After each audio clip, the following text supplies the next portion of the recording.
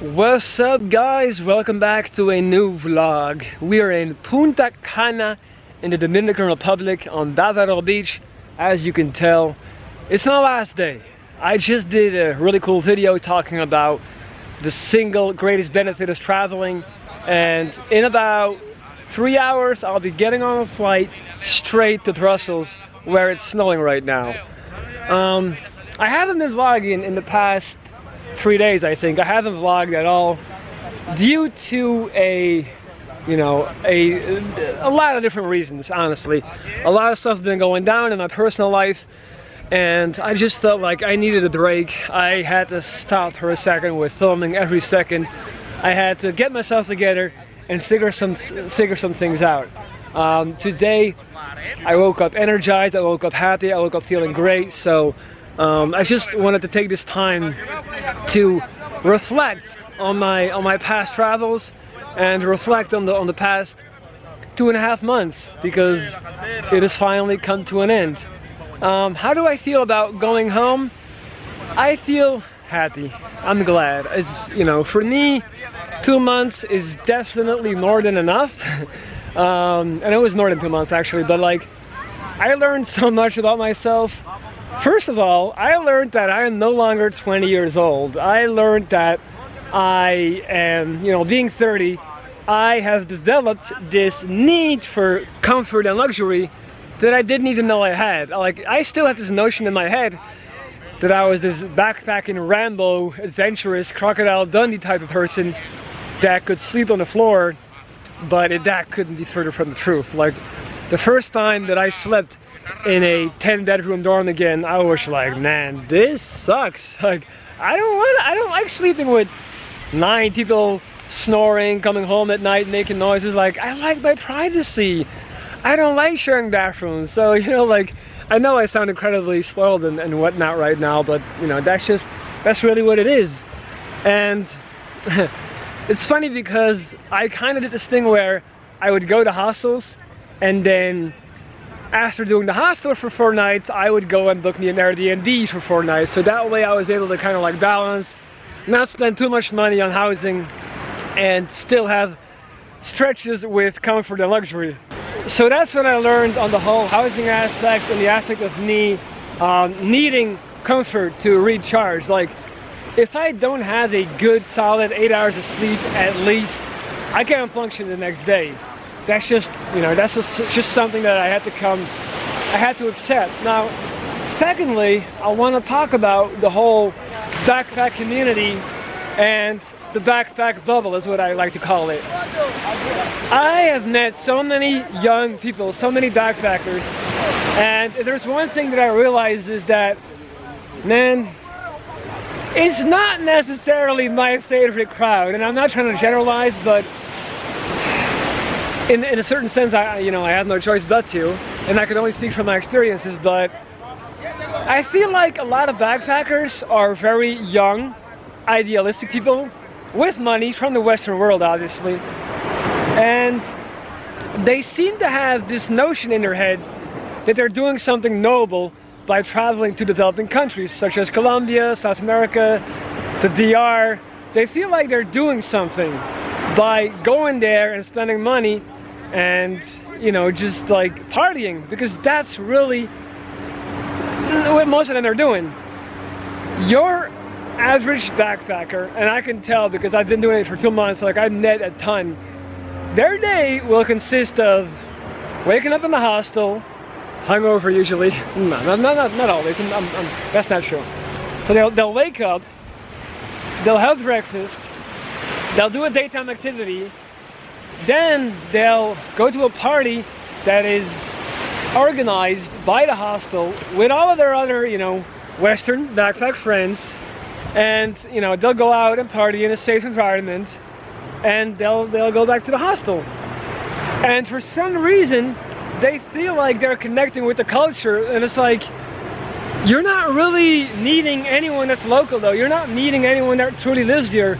Like, the only locals that you're meeting are the ones working in the hostels. And I hate to break it to you, but they're basically trained employees who have been taught how to deal with tourists. Like, they speak perfect English, all this type of stuff. Like, they're not really that authentic. So I'll, you know, like, I would, you know, sit down and ask these people, like, I would ask them, like, so when these backpackers would tell me that they would love a certain city or that they would love a certain town or village, I would always ask them, like, tell me exactly what it is that you love so much. And then they would go like, oh my God, I was at this amazing hostel and we had just had this amazing group of people and we would always cook together, go out together, and it was just a blast. And I would be like, well, it sounds to me that you just found a really cool hostel with some really cool people, but like, what does that really have to do with the city? What does that really have to do with the town? And then they would be like, yeah, but you know, the vibe, I really like the vibe of the city. I really like the vibe of the village or whatever. That it's like the vibe. If you're gonna be somewhere with a bunch of people that are on vacation, that are not working, that are just, you know, spending money all day and going out and doing interesting cultural daytime activities, of course you're gonna love it. Of course you're gonna have fun. Of course you're gonna feel like the vibe is great. But it's a bubble. It's not real. It has nothing to do with the actual country or, you know, place that you're at. And me being me and me always thinking about this stuff, like, that kind of bothered me. And when I would bring it up, they would just, like, no one would really understand what I was talking about. They would just look at me like I was being negative. And it's like, don't, you know, like, I don't care that you come here to have a good time and whatever, like, but don't try to bend it into this thing where you're acting like you're an activist or something, or you're bettering the planet with your money, because the money you're spending is just going to the same companies. That's not falling back to the local community. You know what I mean? And me being me, man, like, I would engage in these discussions with these very idealistic youngsters, and in the end it would just be like, it would be awkward because I would call them out on their bullshit. I would be like, you know, how many locals have you met outside the hostel workers? How many times have you been in non-touristic areas or neighborhoods? How many times have you wandered off by yourself, you know, and just, you know, did your own thing? And the answer was, you know, always like close to never. So that's just kind of like how I feel. I feel like backpacking as a whole is sometimes very romanticized, and I think a lot of people come here looking for just superficial fun in a tropical setting, and there's nothing wrong with that. But just own up to it. That's all I'm saying. That's all I'm saying. Like, I'm not any bitter. Like, I'm not saying that I am this. I'm not trying to say that I had a positive impact on the country or whatever, or the locals. Not at all. I just wanted to, you know, be alone with myself and finally figure out what South America was all about. And that brings me to my next point. South America as a whole is a place that I always used to romanticize, a place that I always used to, you know, in my head it was this idyllic continent where everyone was happy and the sun would always shine and it was all good, and sure, there would be danger, but at the end of the day it would be all good. But let me tell you something, I never appreciated Europe as much as I do today, due to me having been here for more than 2 months.